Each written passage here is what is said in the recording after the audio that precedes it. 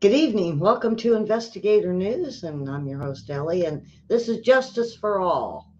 Boy, my first one uh, curdled my blood a little bit. Boy, there's a lot of stuff curdles my blood. And uh, Karen, wait till you hear this one because you just had a baby. Not you, but you got a grandbaby. I've had grandbabies, and I didn't know they kept the baby's blood for over 20 years. Now that's not the worst part of it. It's what they do with it.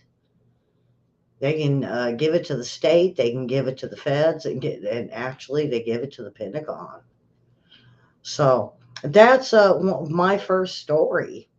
The Supreme case that was going to be heard in Michigan that went on and watched the oral arguments. Uh, uh, they mentioned that we're about to file this great big lawsuit in New Jersey. And it's about this lawsuit in New Jersey, and what's interesting about this is a similar case in Michigan a while back. It's still going on, being filed also. New Jersey parents file a federal class action lawsuit challenging the state's secret retention of newborn blood for 23 years. So, if you were to be a parent in New Jersey and your child was born in New Jersey, they draw blood of your baby and they say, we're doing this for medical reasons. But then they will hang onto that blood sample. They will keep it, and the state will somehow wind up with it. And they can use it for whatever purpose they want. Did you know about this, Karen? The state can use it for whatever they want.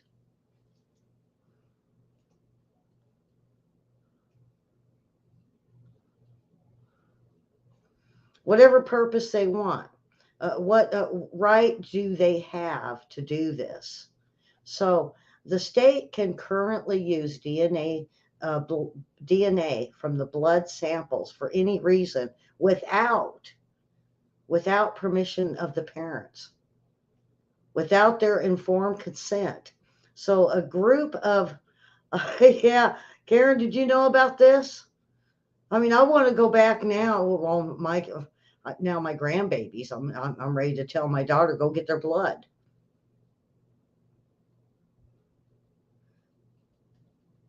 They could currently use DNA from the blood samples for any reason without the permission of the parents, without their informed consent. So, a group of New Jersey parents teamed up with the Institute for Justice and they filed a federal lawsuit challenging New Jersey's practice of keeping blood samples taken from newborn babies for 23 years, all without a parent's knowledge or even consent. Not only does can they use the blood samples in any manner they choose, they can keep it as some kind of database. Presumably, they could pass it on to others, and that's concerning. So, when babies are born in New Jersey, the state law requires that blood be taken from newborns and tested for diseases such as cystic fibrosis, hormonal deficiencies, and other immunity diseases, yada, yada. And by the way, the states in America perform similar tests. Nobody's arguing with the medical tests being run. So they tell the parent, your child was just born, and just to let you know, we're going to be testing them and to make sure there's no diseases present because they can't test it in the womb. Now, after the testing is over, the question New Jersey Department of Health keeps the leftover blood for 23 years. So if you were born in New Jersey within the last 23 years, they've got your blood sample on file just in case. just in case they need it. For what? The state does not ask the parents for consent to keep the baby's blood. And failing to even inform the parents, it could be held to the only way the parents could learn about this retention is proactively looking up a third party website listed at the bottom of the card they're given after the blood is drawn. How many parents think about that? Oh, they give you a little card and you're excited. You just had a newborn baby. You're going to take it home and you're going to feed it and burp it and love it and change its diapers and have a mom and dad over, the proud grandparents. Who thinks of that they're going to keep this blood and that, oh, you're supposed to call this place and check it out or look it up online?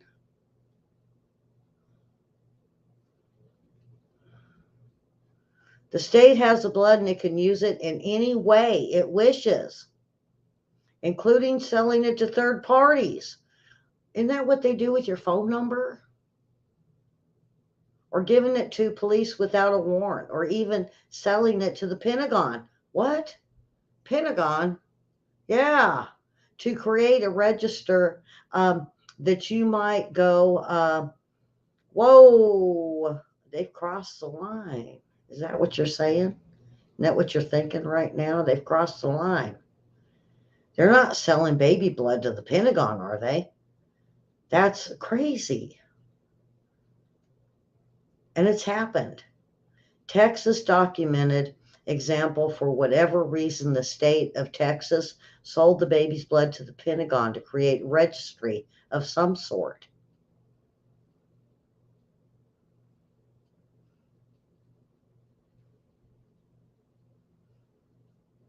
Should parents have a right to be informed of the consent if the state wants to keep their children's blood for decades and use it for the purpose other than screening for diseases? New Jersey's policy of storing baby's blood and DNA and using that generic information however it wants. It's a clear violation of the Fourth Amendment rights. But is it? Because they do give you that little card that says, you know what, we're going to use the blood. It did. Has any parent out there heard that they were going to keep the baby's blood for 23 years? New Jersey parents and the newborn plaintiffs challenging this law are Erica and Jeremiah, and they don't have a last name, along with a reverend and a mother of two. And they're saying this isn't right, that the state can enter an incredibly and incredibly deform and intimate moment, the day surrounding the child's birth. Isn't that what I just said? You're all happy about the baby and you're going to get it home and you're going to love it and squeeze it and kiss it and grandma and grandpa and aunts and uncles. And you're not thinking about what they're going to do with the blood. The days surrounding the child's birth take something from our children, which has been held on for 23 years. The lack of consent and transparency caused me to question the intent. It makes me worry for my grandchildren's future. I worry anytime the state sells stuff of ours and keeps the money. Oh yeah, they're making money off of it too, by the way.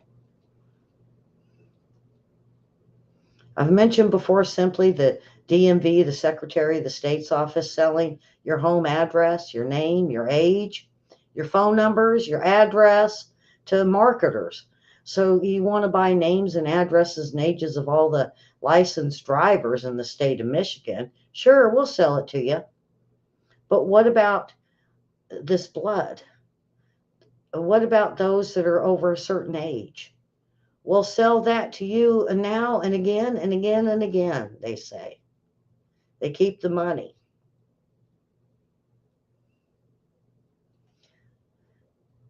As a mother, I deserve the right to decide whether or not the government takes blood from my kids, grandkids, and holds it for decades past its claim and its claims use. You know darn well there's using a dirty word or dirty money, a corrupt system. Well, when they're drawing that blood at the hospital, baby's born a few minutes later, they're drawing the blood and maybe more. Do we know? It's in within a few minutes, and that you don't have any concern because they're swabbing and they're drawing the blood and they're fixing the umbilical cord and they're wrapping the baby and washing the baby and they're doing everything to the baby. And you think you trust them that they're taking care of your little baby and going to hand you something all wrapped up and clean and smelling good and you're ready to go. Who's going to ask questions? We're drawing the blood to test it for a bunch of diseases, they say. And you'll know whether or not your child is healthy or not. So you go, okay, it makes sense, yeah. But then they hang on to it for 23 years because they're the state and we can trust them, right? Once they don't have any need for it, it goes to the state. We can trust the state, can't we? Blood screening for newborns, whether the state will destroy the leftover blood, return it. Of course, they're not going to return it to us, or keep it in a form of parental consent. Varies on state to state. But New Jersey and the corruption that's come out of it, as well as Michigan now, it basically questions the state basis on what programs and disturbing lack of safeguards for the future abuse and the lack of consent.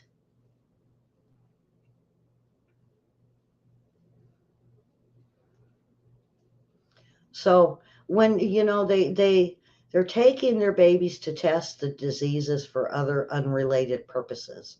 So this is ghoulish, vampires, I'd say. And it's not just New Jersey. Most of the states are having the same issue. But when you sign off, you sign off. You can't go back. You can't go back and say, no, no, wait a minute. So Karen, your daughter can't go, whoa, whoa, whoa, wait a minute. I want to change that. Signed, sealed, delivered, and it's a state. Yeah.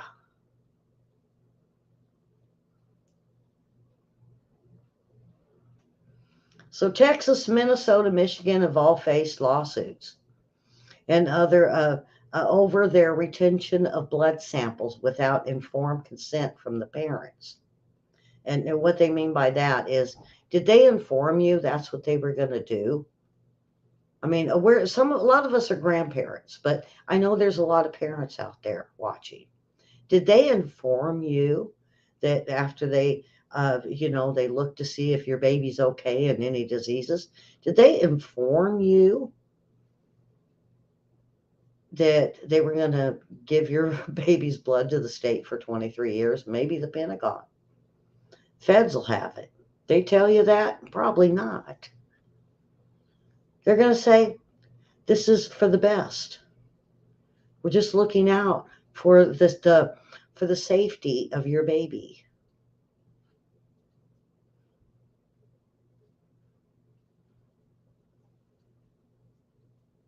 And you would think HIPAA would safeguard this, but no, no, because you signed that little dotted line. You said, yeah, look into it, and then whatever's left, I trust you. But they didn't inform you that they were going to take your baby's blood and do whatever they wanted to for 23 years. They could hold on to it for 20 years and say, huh, how about we just sell this and we have sell it to the donors and some guy and girl use your baby's blood, DNA, to maybe have a child. What if they sell it just for who knows what?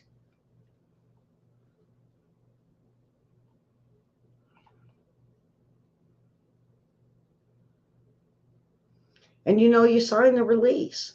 So you so basically when you sign it, you're just saying go ahead, do whatever.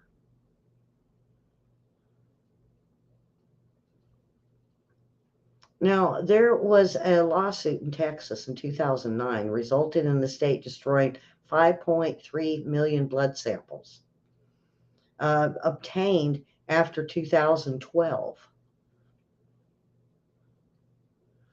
And then a Minnesota lawsuit resulted in 1.1 million blood samples being destroyed in 2022.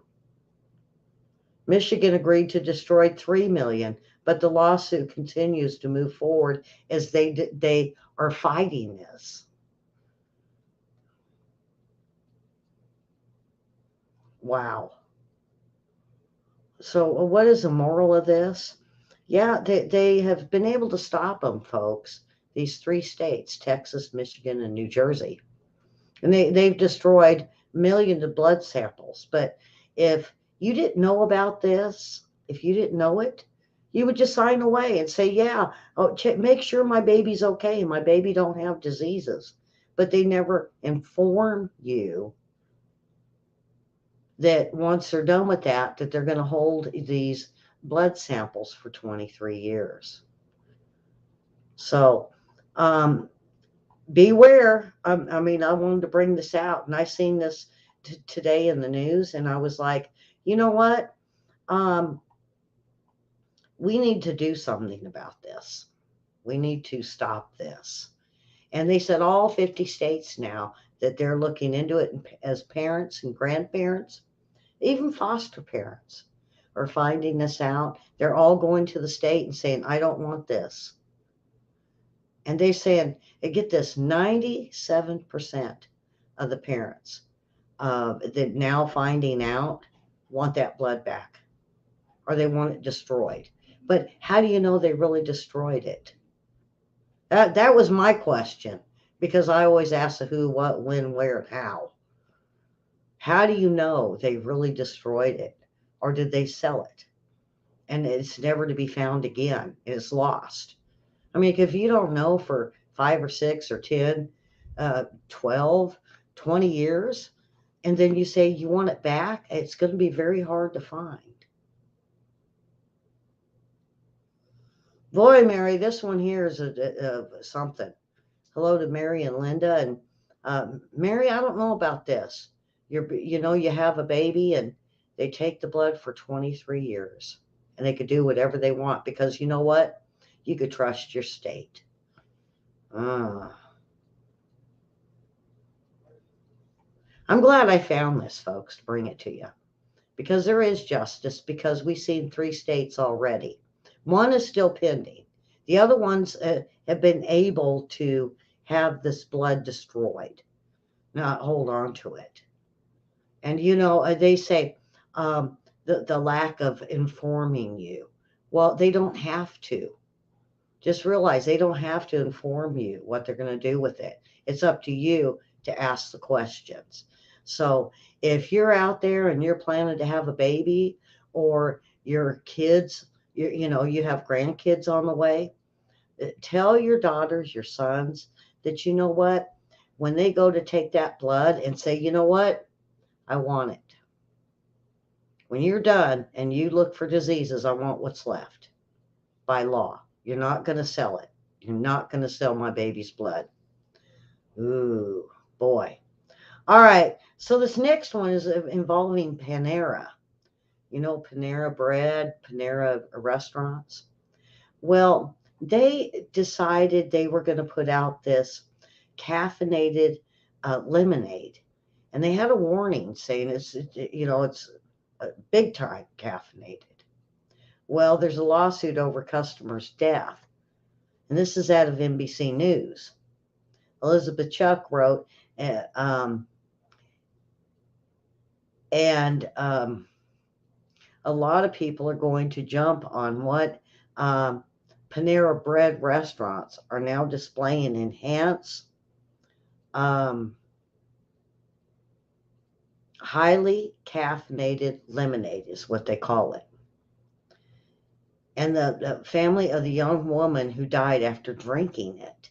Um, Now, she looked at it as a highly super lemonade, is how they uh, promoted it, not highly caffeinated. Well, it was so caffeinated. It was so caffeinated, it kills.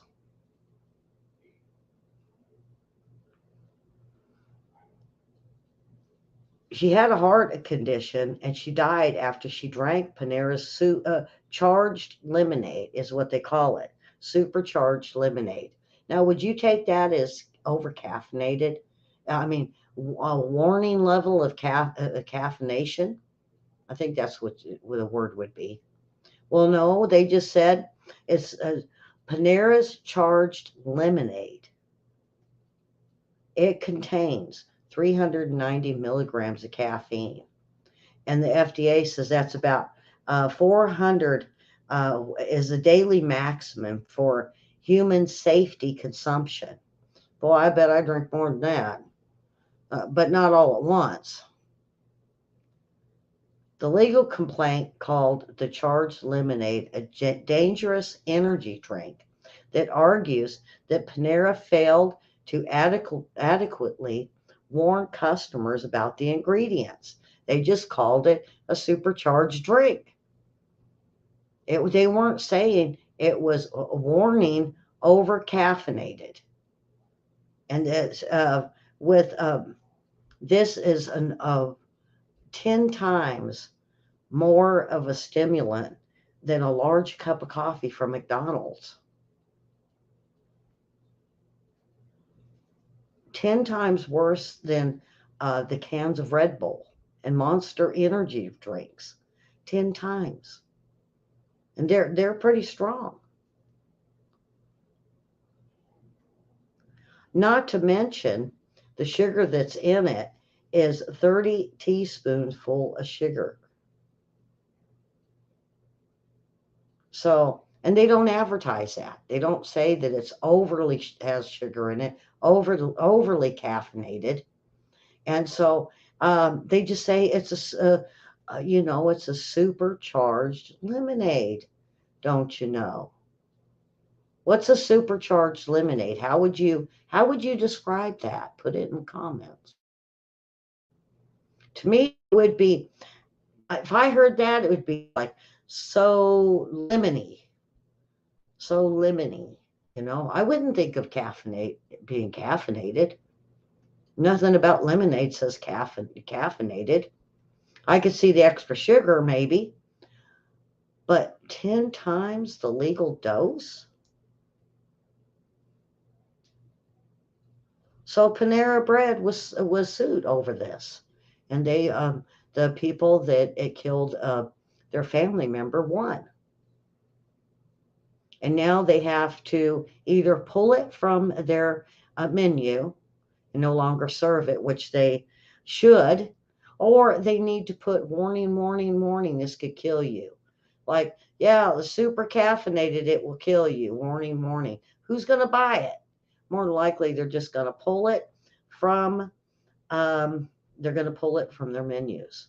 And who cares of who it hurt at this point?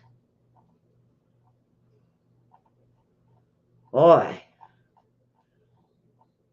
in between the blood and the super caffeinated, huh? And as in this day, everything has to be told. You have to tell everything that's in these drinks, everything that is um, going to hurt you. But Panera Bread just got away with this? Really? Wow. All right, I want to move on to the next one. A stolen truck. Now, this man discovered a GMC Cyclone he bought was stolen. And so instead of trying to go after the guy that sold him a stolen truck, He looked it up to see, because you can find this out, who originally owned the truck. So he took the truck back to the original owners. And the original owners were like, wow, it's been missing for quite a few years. And I never thought I would see this vehicle ever again. They thanked the man for this. Well, then of course he turned in the gentleman who he bought it from. And of course he was charged. But when normally when you find out you have a stolen vehicle, you turn it into your insurance and they pay you whatever the vehicle's worth. Sometimes it's what you bought it for. And then you turn it over to the police department, and then the police gives it, normally puts it under lock and key until they get the criminal, and then it goes through the courts, and eventually it ends up in the hands of the original owner that it was stolen from. Well, this guy didn't do this. He thought the best way to do this was to look up the original owners. So he did. And the original owners, folks, felt so bad this guy lost so much money on it that they opened up um, um, an account where people could donate money. And a lot of people did.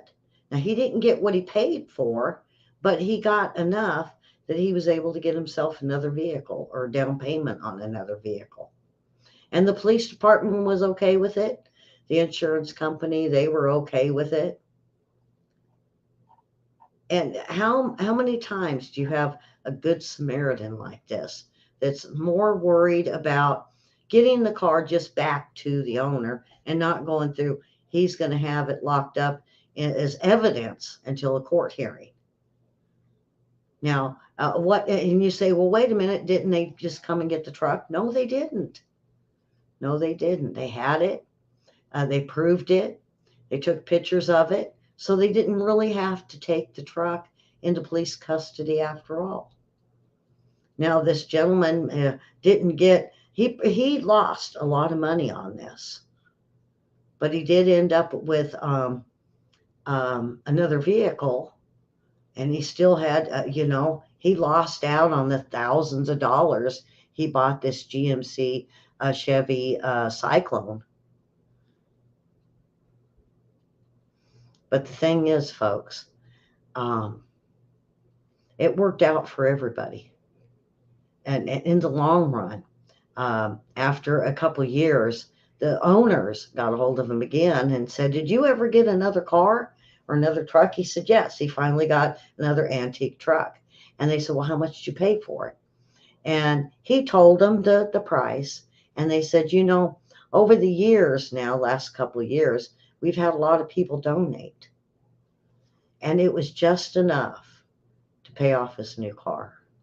So, he helped them out. They helped him out. So, as a good Samaritan, was it the right thing to do? The police department says, maybe not. Maybe you should just call us and let us handle this. But no, this good Samaritan decided, I'm going to give it back to the original owner. Boy, justice for all could just kind of make you feel warm and fuzzy. I think I got one more here. Oh, did you guys know that Britney Spears in the last week got pulled over? She was swerving. The cops pulled her over. She didn't have a license, don't have insurance, shouldn't even be driving, and she got a ticket. And of course, it's out there. I mean, you could look it up. TMZ got it. YouTube's got the clips of it. But yeah, she got pulled over. Yeah. All right, so this next one, boy, this is the last one. And this kind of really, you don't hear about this much. But this is a story about some cops that pulled over a guy. And he had a car full of kids, a 13-year-old. It was a 13-year-old, a 7-year-old, a 5-year-old, and I think one that was less than a year old. And this gentleman had warrants. So, of course, they have to arrest him and take him in. Now, normally, they would have someone come pick up the kids. And even if it's your pets, they'll have animal control come out. Well, the police department loaded them up in their little cruiser, and then they left. They didn't call anybody for the kids. No. So they left the kids in the car, 11:30 at night, on a lonely stretch of highway, not like a busy highway, one of them, the off the route kind of highways, and just left the kids there. What do you think of that, folks? I read about this and I said, no, no, no, no, no, no, no, no. Normally they get someone to come get these kids. Did they think the 13-year-old could take care of these kids? And get this, they left the keys in the car and the car was running when they left. So was the 13-year-old supposed to drive the car? And thank goodness the 13-year-old had a cell phone and called his aunt and said, we're scared. We don't know what to do. The car's running. And I don't know how to drive. Did they expect the 13-year-old to drive the car? Did they expect the 13-year-old what? To gather a less than a year old baby and walk?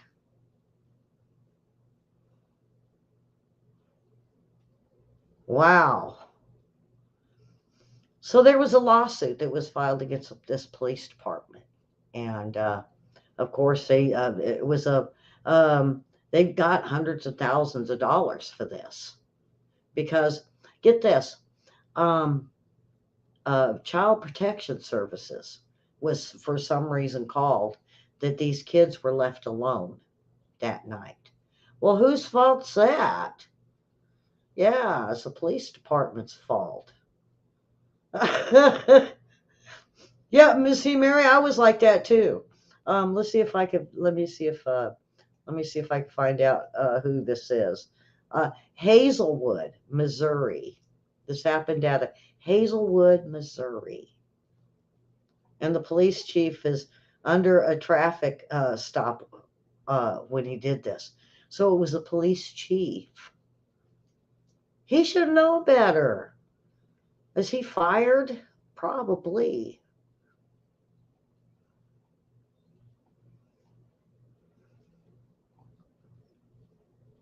And they wanted to know why he was driving so fast. Well, they were coming home from a funeral, they say.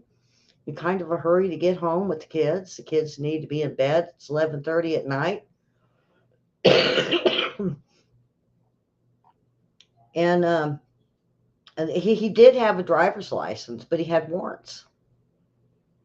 So finally, the children, of course, an aunt came to pick them up and got them in, and they were okay. They were safe.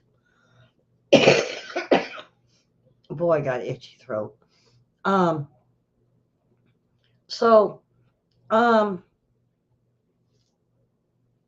now get this. Not only was the car running and the lights on, they left the doors open.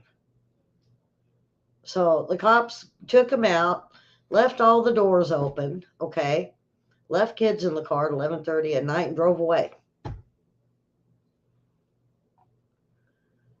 Boy, I tell you. So the family did get justice out of this. And yes, the police, I looked, the police chief was fired. And those police officers that were a part of this were put on suspension. They probably didn't lose their jobs because, that was up to the police chief to make the call.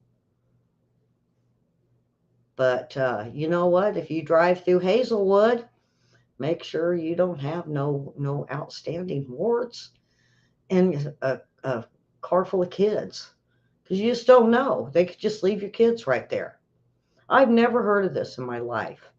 As many cop videos as I watch, they always find someone to come get the kids, and even usually they don't even leave animals in the car. They'll call animal control, or they ask, do you have someone that can come pick up your animals?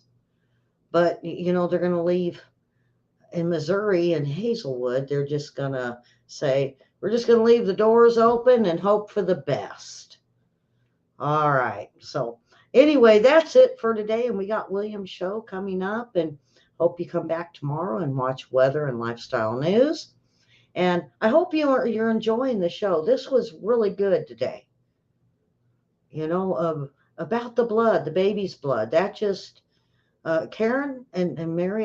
Mary. I don't know if you were here for it, but I know Karen's blood was boiling, and so was William's, like mine.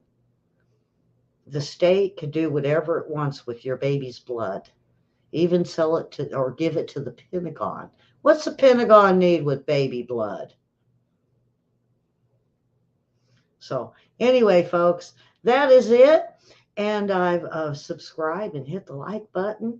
Uh, I'm going to bring more stories like this. I'm trying to find the best of the best of Justice for All for you guys to learn about what our state and our feds are doing and the justice that we seek. And those that get the justice, like these guys, these family with kids. Or what about the blood, where people are having millions of samples being destroyed, and this class action lawsuit where they're winning? That's what Justice for All is all about. You guys have a great uh, Monday, and we'll see you tomorrow. But come on back in about 30 minutes for William's show.